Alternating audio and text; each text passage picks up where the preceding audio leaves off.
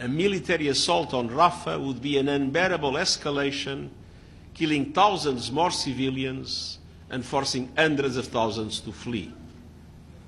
It would have a devastating impact on Palestinians in Gaza, with serious repercussions on the occupied West Bank and across the wider region.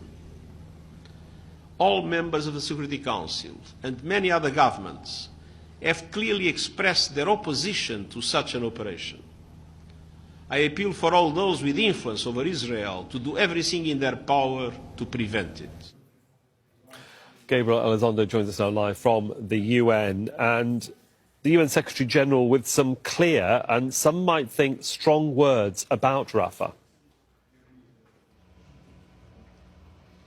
Yeah, that's right. Of course, he's saying, as you just heard there, it would lead to devastating consequences if Israel goes forward with this military operation in Rafah.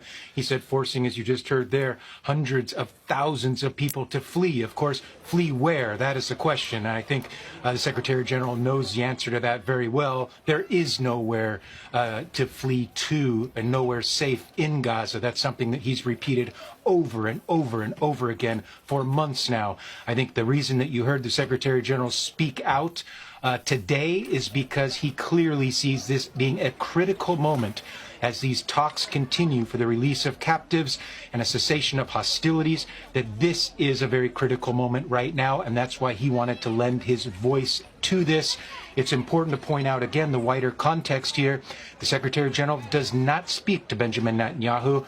The Prime Minister of Israel will not accept the Secretary General's phone calls. They have not even spoken once since October 7th. It's not because the Secretary General doesn't want to speak to Netanyahu. It's just simply that Netanyahu doesn't want to speak to him. So this is the way that the Secretary General can speak to the wider world, and he hopes that his message is heard everywhere, that it will make an impact.